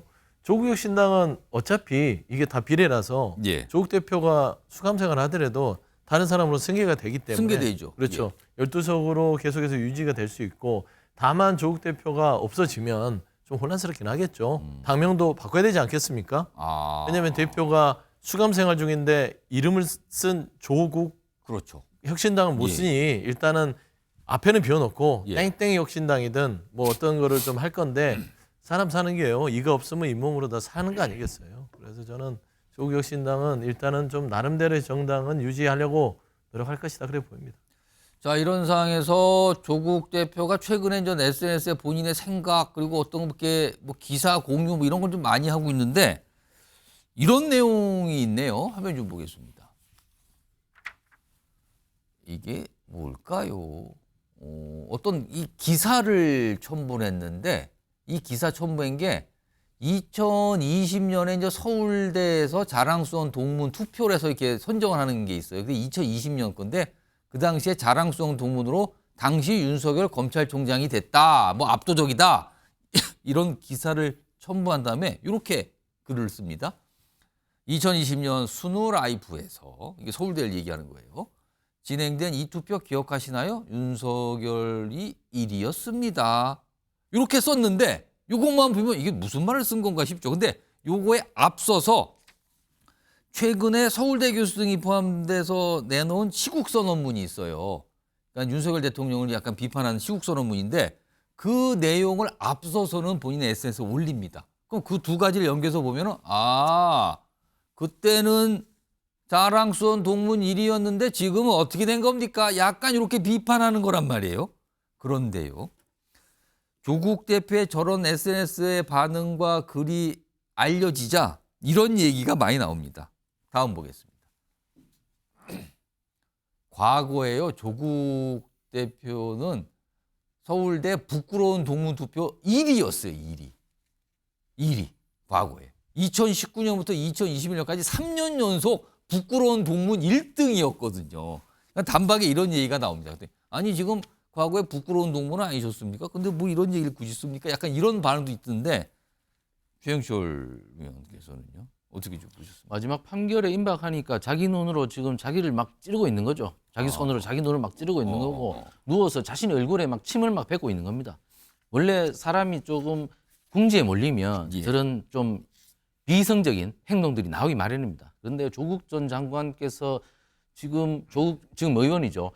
서울대 교수도 지내셨고 많은 제자들도 길렀고 한데 저런 모습을 마지막까지 보인다는 것은 굉장히 부끄러운 일이고 그리고 아까 신장식 의원입니까? 뭐 교도소에 들어가서 팔굽혀펴기 스쿼트 한다고 스쿼트 몇 번 하고 나온다. 뭐 이런 교정 행정을 아주 조롱하는 교정 행정이 필요한 것은 사회로부터 범죄자를 격리하여서 그들이 참여하고 그리고 사회의 구성원으로 다시 돌아올 수 있도록 그들을 반성시키는 겁니다.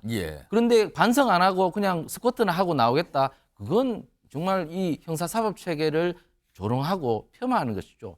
저는 저분들이 과연 법조인인지 법조인들이 우리나라 형사사법 체계를 얼마나 무시하고 아래로 보는지 참 정말 한심스러운데 정말 저런 행동을 보여서는 안 되고 조국 의원께서도 지금 곧 이제 심판이 납니다. 근데 제가 볼 때는 이 대법관이 지난 정경심 2심에서 실형을 선고한 분이기 때문에 지금 조국 대표의 이 판결이 뒤집어질 가능성이 거의 없습니다. 그렇기 때문에 조국 대표께서는 좀 이제는 참여하고 반성하고 바뀌면 또 다른 기회가 있을 것인데 계속해서 자기가 잘못한 게 없다고 저런 식으로 버티시면 더더욱 기회는 없다.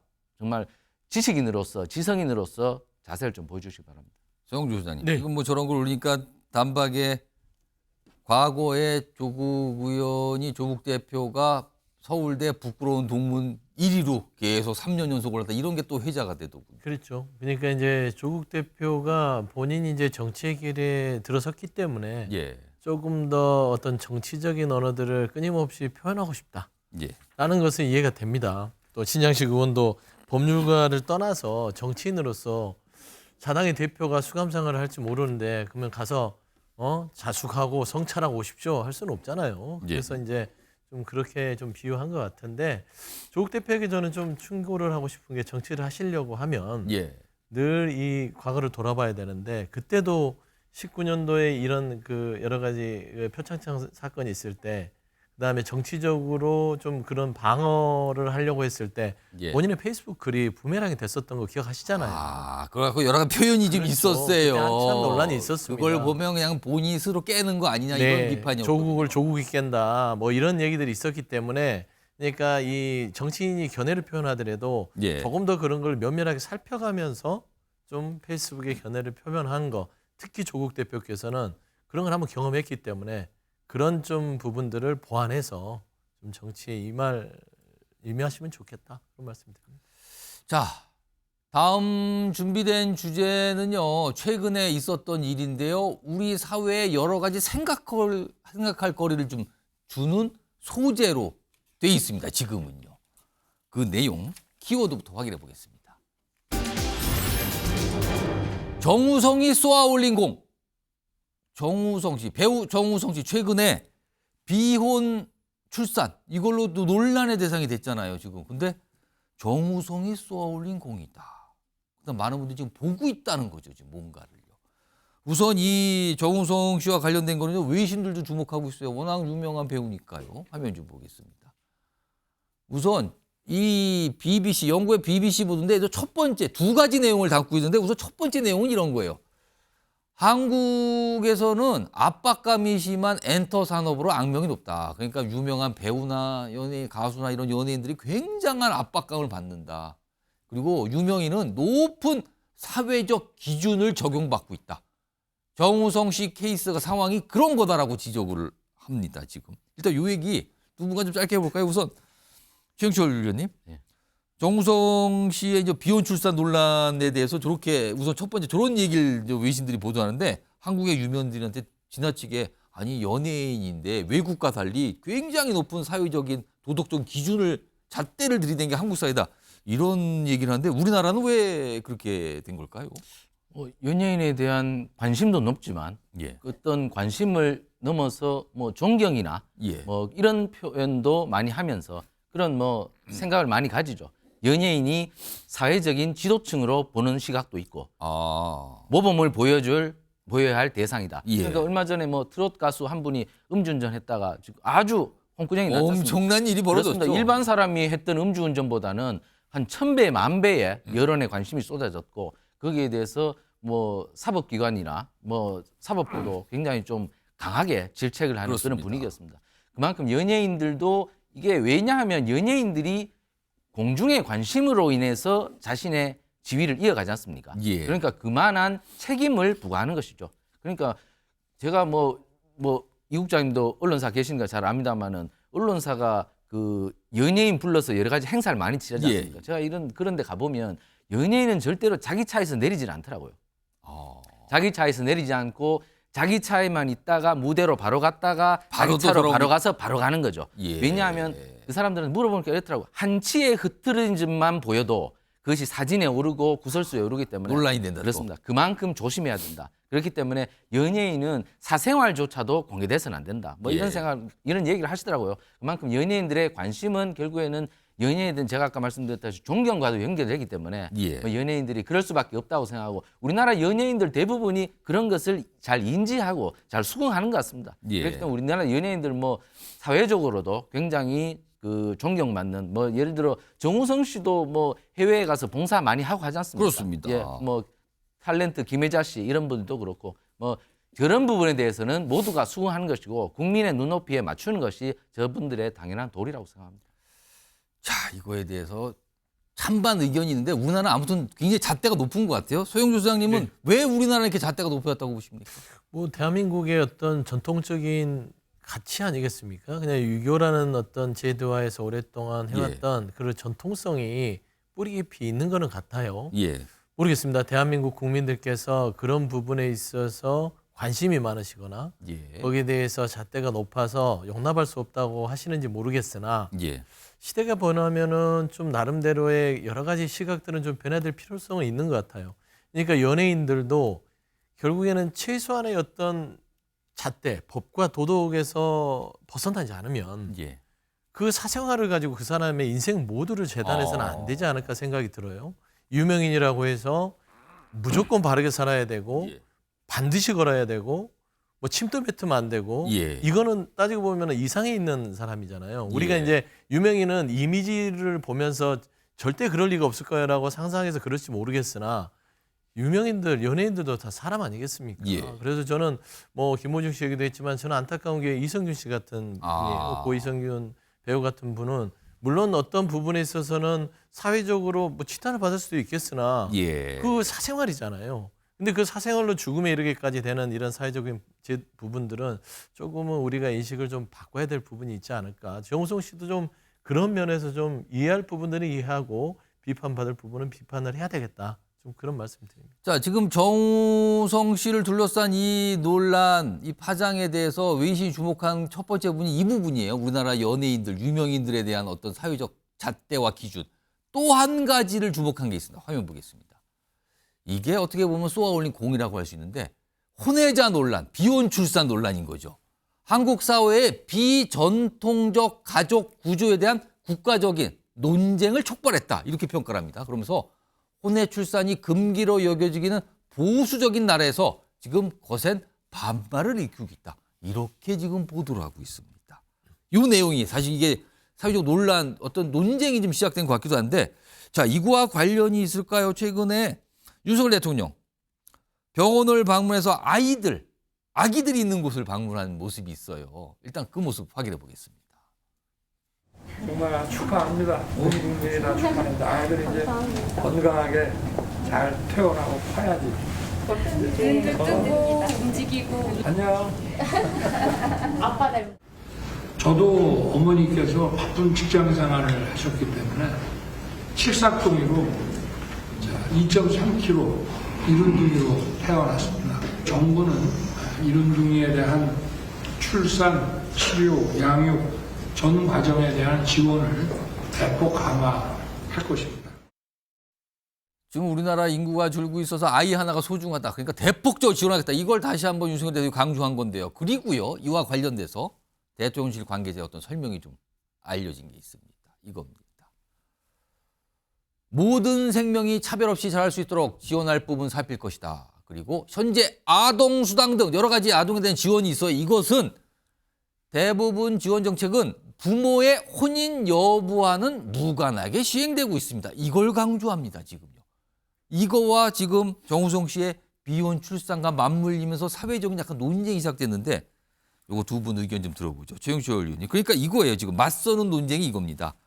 시대가 아무리 변해도 우리나라의 전통과 정서라는 게 있다. 이건 지켜야 되는 거 아닙니까? 라는 쪽과 아니 아이를 낳는다고 해서 꼭 남녀가 결혼해서 같이 살면서 부양해야 된다. 이거 숨 막히는 거 아닙니까? 라는 쪽이 있습니다. 이거 어떻게 보십니까? 네, 보수적 입장과 진보적 입장이 이제 부딪히는 것 같습니다. 근데 제가 한 6, 7년 전쯤에 제가 대학원 수업을 할 때 대학원 수업하면 요즘 중국 유학생들이 많습니다. 예. 그 중국 유학생들하고 같이 공부를 했는데 그 친구들이 소논문을 쓰면서 중국의 저출산 고령화에 대해서 소논문을 많이 쓰더라고요. 예. 아니 중국 인구가 저렇게 많고 한데 왜 얘들이 저출산 고령화를 쓰지? 그러니까 물어보니까 저출산 고령화가 굉장히 심각하다. 우리 중국도. 그래서 물어보니까 아 중국은 그러면 굉장히 좀 생각을 바꾸고 있어. 이렇게 물어보니까 중국은 이미 2013년도에 비혼 출산 자녀와 혼인 출산 자녀의 권리를 동등하게 부여하는 그러한 혁신적인 방안을 도입했다고 합니다. 왜냐하면 중국도 이미 하나낳키 운동이 실패했지 않습니까?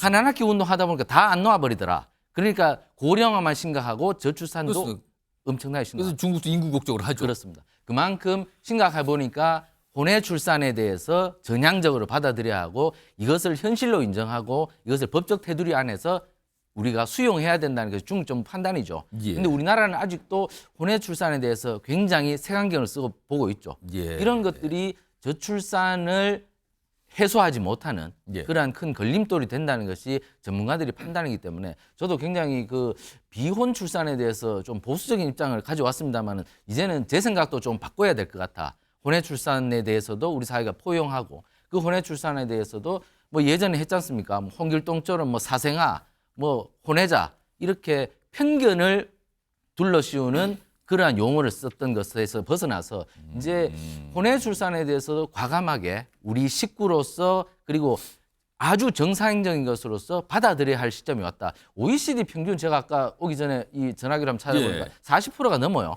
그 혼외 혼외 출산이 그러니까 그것은 이미 글로벌 스탠다드로 올라서지 않았나. 우리 유교적 뭐 사관과는 굉장히 충돌이 됩니다만은 더 우리보다 보수적인 중국도 받아들였으니 우리도 이제 2024년 시점에서는 좀 더 포용적으로 받아들이고 좀 더 그렇게 받아들여서 혼외 출산이 이제 우리 사회 내에서는 정상적인 것으로 올라서서 이것이 저출산을 뚫어내는 새로운 기회가 됐으면 싶습니다. 조영구 소장님, 그러니까 시대가 아무리 바꾸고 다른 나라가 뭘 한다 해도 바꾸지 말아야 될 것이 있다는 쪽과 아니 시대가 많이 흘렀는데 아직도 그런 얘기를 하십니까? 라는 쪽이 맞서는 거예요, 지금요. 그러니까 이거는 좀 그 사회적인 전통, 그 나라와 국가가 가지고 있는 전통은 지켜야 된다는 쪽에서는 우리가 지키라고 해서 지키는 게 아니라 우리 기본적으로 그렇게 교육받고 자라왔기 때문에 이거는 갑자기 바꾸세요 해서 바꿀 수는 없는 사안 같아요. 다만 정우성 씨의 이런 비혼 출산 문제 때문에 가족제도에 대한 어떤 변화가 필요한 거 아니야? 라는 어떤 그런 화두는 던질 수 있으나 저는 여기서 우리가 잘못하면 그러니까 비혼 출산과 이혼 이런 부분들이 뭐 비난받을 일은 아니다. 부끄러운 일은 아니다. 라고 하는 것까지는 찬성입니다. 당연하죠. 뭐 이혼이 죄입니까? 비혼 출산이 죄입니까? 이 정도까지는 사회적 인식이 바뀌어야 되는데 이게 결국에는 다른 해외 사례도 보면 인식이 비혼 출산을 하더라도 책임이 따르는 것이죠. 그렇죠. 성인들이 어떤 그런 선택권, 자기결정권 차원에서의 사회적 제도와 인식이 바뀌어야지 그냥 비혼 출산은 괜찮아. 아무렇게나 책임을 지든 말든 간에 비혼 출산해도 돼. 라고 했을 때는 그 인식이 왜곡된 결과로 나올 수가 있다. 저는 그런 부분들을 조심스럽게 가야 된다고 봅니다. 그래서 이걸 전통을 찬성하냐 아니냐가 아니라 이혼과 비혼, 결혼에 대한 자기결정권에 대해서 폭넓게 열어가되 다만 비혼 출산 같은 경우는 한 아이의 인생 부분들을 누가 책임지느냐. 국가가 책임지라고요?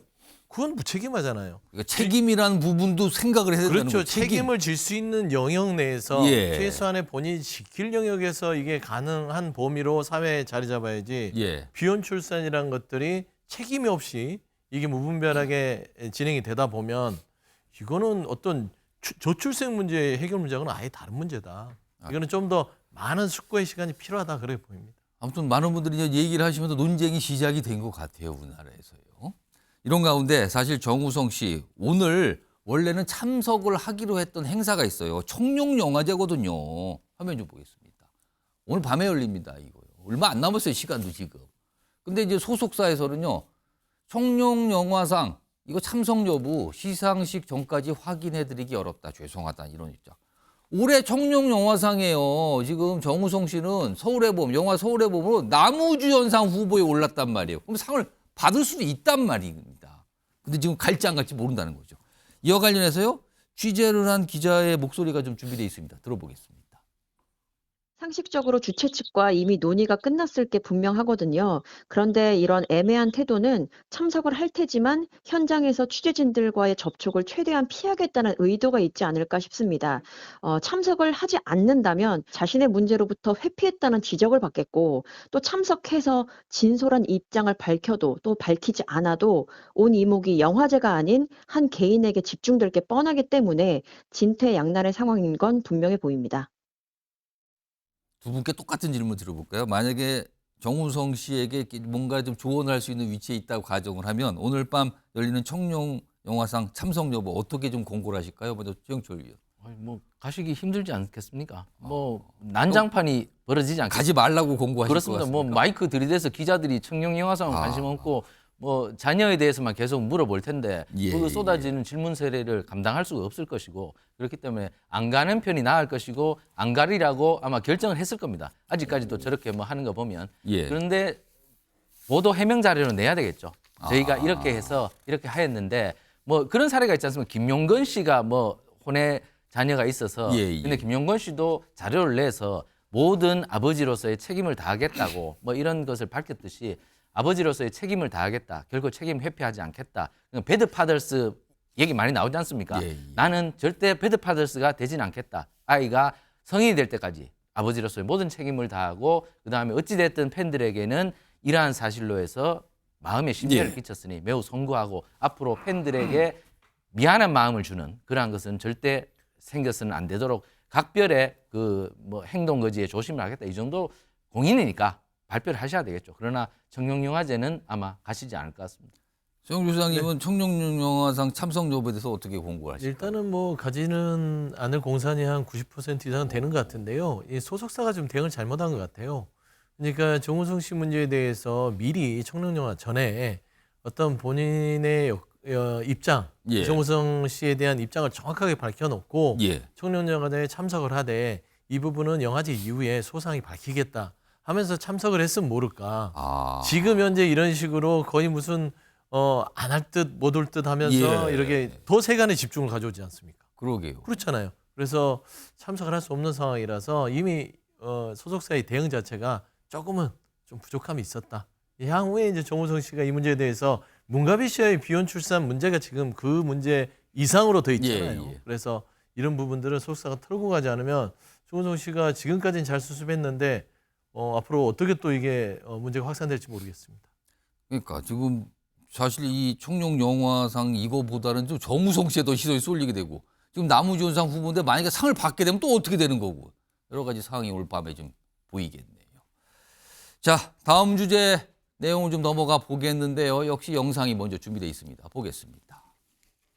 한국은행 기준금리를 현재의 3.25%에서 3%로 인하하기로 결정하였습니다. 환율 변동성이 확대되고 있지만 물가 상승률이 안정세를 보이고 가계부채 증가세 둔화 흐름이 이어지고 있는 가운데 성장의 하방 압력이 증대되었습니다. 기준금리를 추가 인하하여 성장의 하방 리스크를 완화하는 것이 적절하다고 8월 달에는 한번 쉼으로써 금융 안정을 굉장히 상당히 안정시키는데 정부 정책에 도움을 줬다고 생각해서 저는 자랑스럽게 생각하고 그리고 좀 1년쯤 뒤에 한꺼번에 평가해달라.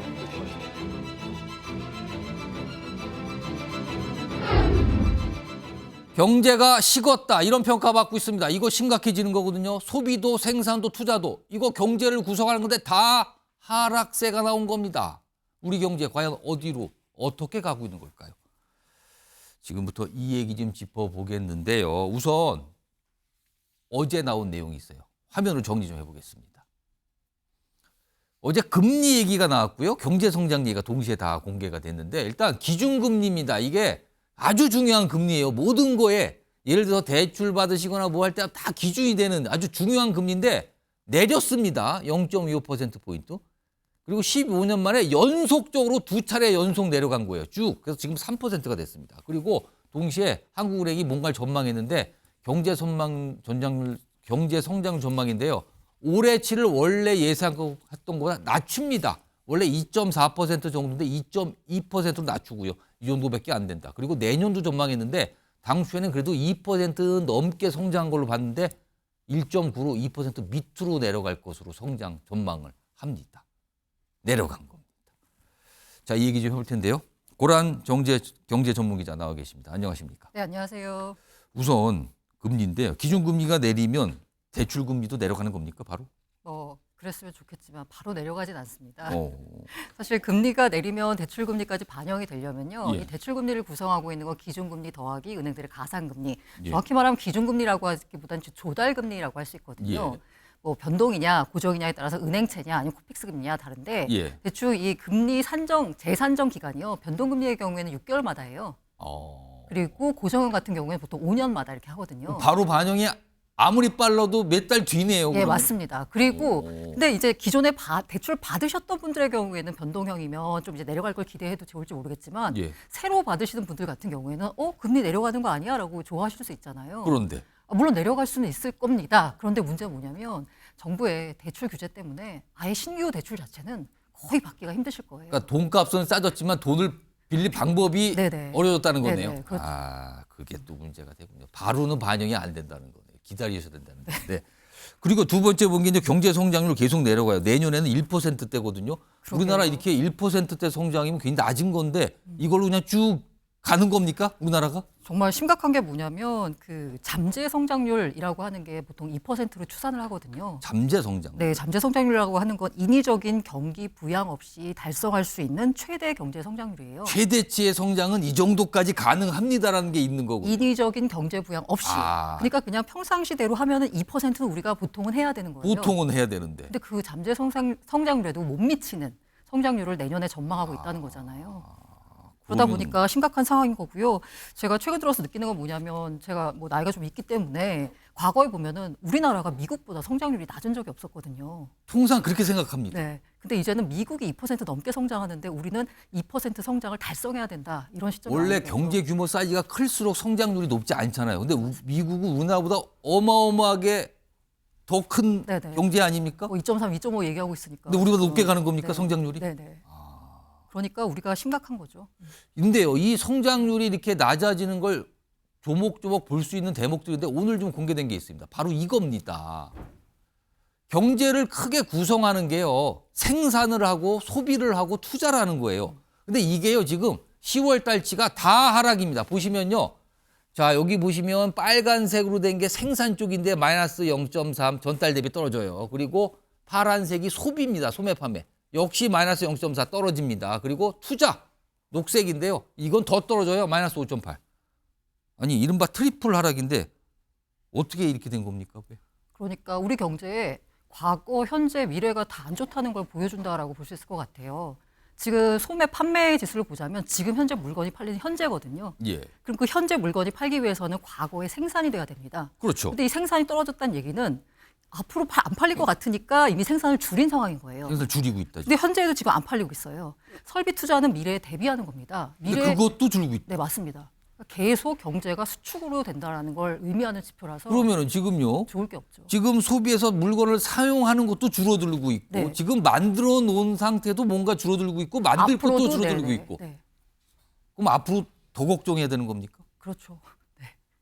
지금 상황이 좋지가 않고요. 게다가 우리나라가 뭐 항상 경제 얘기 나오면 그런 얘기를 해요. 내수를 키워야 된다라고 하는데 내수를 키워야 된다라고 하지만 우리나라 경제 사이즈에서는 사실 쉽지가 않거든요. 그러다 보니까 우리 이제 수출에 의존하는 경제일 수밖에 없는데 우리 수출에서 가장 큰 영향을 미치는 게 이제 뭐 미국과 중국이라고 볼 수 있는데 중국 같은 경우에는 미국이 중국에 대한 견제 때문에 여러 가지로 우리를 압박하고 있잖아요. 그럼 사실 가장 신경 써야 될 부분은 미국입니다. 미국 수출. 근데 미국이 트럼프 정부가 들어서면서 트럼프 정부가 내세우는 게 아메리카 퍼스트잖아요. 관세. 네, 맞습니다. 관세입니다, 지금 나오는 그러니까 게. 우리 같은 수출에 의존하고 있는 국가를 더 힘들게 할 가능성이 크죠, 앞으로는. 우방이고 뭐고 따지지 않고 관세를 그냥 25%씩 매기겠다 벌써부터 얘기하고 있어요, 지금요. 네. 뭐 캐나다는 정말 미국의 우방이나 마찬가지잖아요. 우방 중에 우방 아니었습니까? 네, 캐나다한테도 관세 물리겠다 이러고 나오고 있습니다. 뭐 우방이고 동맹이고 가리지 않고 관세 물리겠다는 거예요. 그것도 갑자기 높입니다, 이렇게. 비상인데요. 이런 상황이니까 기업들도 지금 굉장히 위기의식을 느끼고 있고 여러 가지 조치들이 나오는데 최근에 몇몇 대기업들의 인사도 나오고 경영계획 이런 발표도 있었는데 최근에 롯데그룹이요. 제일 심각하죠. 임원을 대폭 줄이고 임원 숫자를 대폭 줄이고 이 롯데월드타워를 담보로 제공한다는 얘기가 나오던데요. 이게 어떻게 된 겁니까? 이 롯데그룹 하면 재계그룹 한 서열 4위, 5위쯤 되고 뭐 정통의 재벌그룹이라고 할 수 있는데요. 롯데월드타워는 그룹의 심장이라는 표현을 쓰더라고요. 아, 지금 화면에 나오는 저겁니다. 네네. 다들 가보신 분들 많을 거예요, 맞아요. 지금요. 그룹의 심장이고 이제 선대 회장이 약간 염원을 들여가지고 뭐 여러 가지 논란까지 빚으면서 굉장히 고층으로 올렸던 건물이잖아요. 근데 그걸 담보로 내놓겠다라는 왜 겁니다. 담보까지 얘기가 나오는 사실 롯데하면은 현금 부자 이런 말씀 많이 들어보셨잖아요. 그런데도 불구하고 지금 유동성 위기설이 불거지면서 그럼 우리가 그룹의 심장인 롯데월드타워를 담보로 내놓을 정도로 우리 그룹의 유동성 위기는 없으니까 시장이요 안심해라라는 메시지인 거죠. 안심할 신호를 보내기 위해서 네네, 이걸 맞습니다. 딱 내놓을 수 있다라고 얘기한 거예요. 실제로 며칠 전에 보면은 이른바 이제 증권가에 보면 이제 지라시라고 하는 정보지가 있잖아요. 롯데가 제2의 대우그룹이 될 것인가라는 이런 식으로 조금 심각한 그런 정보지가 들어왔어요. 그걸 의식한 거네요. 네, 그러면. 사실 내용을 뜯어보고 보면 지금 롯데가 갖고 있는 현금성 자산 뭐 이런 게 뭐 140조, 당장 현금할 수 있는 게 70조.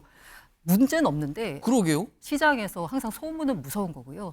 이런 소문이 돈다는 얘기는 롯데그룹이 그만큼 기존 지금 재무 관리가 안 돼 있고 미래 사업 성장 전략 이런 게 전혀 마련돼 있지 않다라는 기업의 위기의식에 대한 반영이 아닐까라는 생각이 듭니다. 제가 삼성 역시 이제 인사를 했어요. 네, 뭐 맞습니다. 사장단 인사 나왔는데 삼성도 사실은 이 반도체 뭐 이런 거 관련해서 좀 위기다 이런 얘기 계속 평가받고 주가도 네네. 요즘에 지지부진 이러거든요. 삼성 역시 좀 위기 경영 이렇게 들어간 겁니까 그럼? 이게 쉽지가 않은 게요. 삼성 같은 경우에는 삼성의 위기 상황을 적나라하게 보여주는 게 바로 그 오만전자잖아요. 주가. 네. 사실 저 지난 14일에는 종가 기준으로 5만 선 마저 밀렸어요. 49,900원인데 그렇게 밀리고 나자 다음날 바로 자사주 매입 발표하면서 반등이 왔었거든요. 그럼에도 불구하고 6만 선을 뚫지 못하고 오히려 어제 오늘 해가지고 주가가 연일 떨어지면서 오늘 종가 기준은 54,200원입니다. 그러니까 자사주 매입을 통해서 주가의 향방 자체를 바꿔보려고 했지만 모두들 지적하는 게 그거예요. 삼성전자의 펀더멘탈 개선이 없이는 삼성전자가 주가가 다시 뭐 10만 전자 가기 어렵다라는 건데 그래서 항상 이제 뭐 그런 그 말들 있잖아요. 인사가 만사다.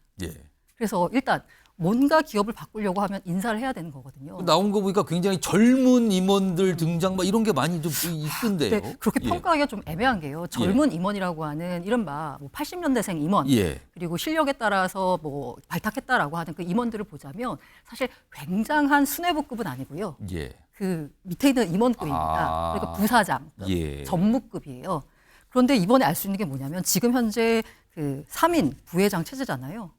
안 바꿨습니다. 아무도. 그러니까 그런 거에 대한 또 시장의 평가들이 좀 평가가 있겠네. 있죠. 게다가 이분들 다 60년대생이세요.